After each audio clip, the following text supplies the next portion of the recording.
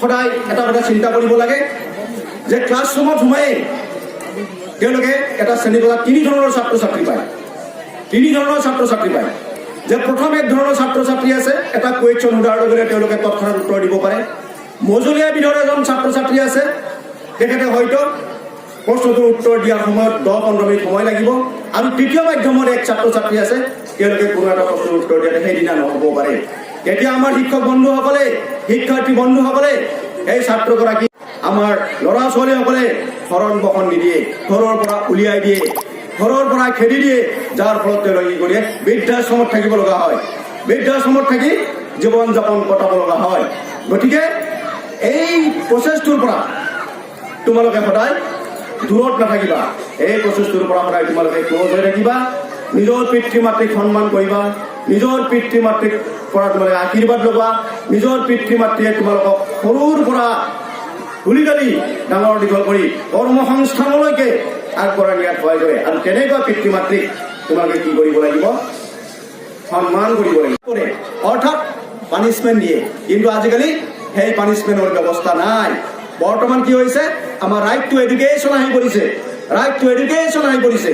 গতিকে কোনোবা শিক্ষকে যদি ছাত্ৰ ছাত্ৰীক পানিছমেণ্ট প্ৰদান কৰিছে, তেতিয়াহ'লে চৰকাৰে সেইজন শিক্ষকৰ এগেইনষ্টে বিহিত ব্যৱস্থা লোৱাৰ কাৰণেও নীতি প্ৰয়োগ কৰি তুলিছে, নীতি ব্যৱস্থা কৰি তুলিছে।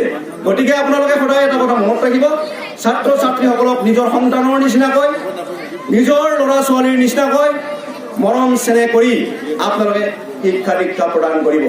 खुंथायनि आगोलाव माबायदि लामा दङमोन, माबायदि परिबेश दंमोन, माबायदि जायोमोन थायोमोन, स्कुल दङमोन, बेफोर जेबो गैयामोन। जों मिथिगौ आरो नोंथांमोना बयबो मिथिगौ। दिनै लामाफोराबो मोजां जाबाय, न'फ्राबो साबगा हामगा जाबाय, बायदिसिना जेंना गैयाब्ला जोङो बेरायनो हायो। बहुद उन्नत जाबोदों आरो मोजां जाबोदों आरो बे लेखायै जोङो मा खालामनो हागौ बा मा जानांगौ, जोङो मानसियाबो जोङो उन्नत जानांगौ। প্ৰথম কঠীয়া তুলি আৰু এই বিদ্যালয়তে হওক বা ঘৰখনতে হওক গুৰু হিচাপে গণ্য কৰিব লাগে আৰু তেওঁলোকক মান্য কৰিব লাগে। ঘৰখনত আমি ভাল বেয়া কথা শিকিলো, অথৰতা যাক কোৱা হৈছে আনুষ্ঠানিক শিক্ষা ব্যৱস্থাৰ লগত সমাজ সংস্থাপন কৰা একটা লোৱাৰ কাৰণে যায়। এই আনুষ্ঠানিক শিক্ষা ব্যৱস্থাত গৈ তেওঁলোকে কি কৰে, তেওঁৰ পৰিৱেশ শিক্ষকে পাঠদান কৰে, শিক্ষাৰ্থীয়ে পাঠ গ্ৰহণ কৰে আৰু এটা পৰিৱেশৰ মাজত।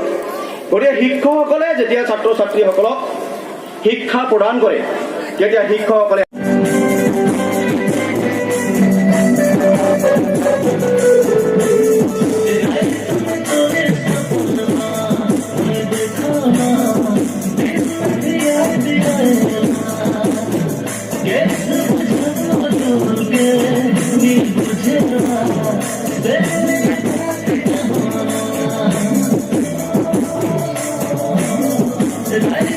Tonight,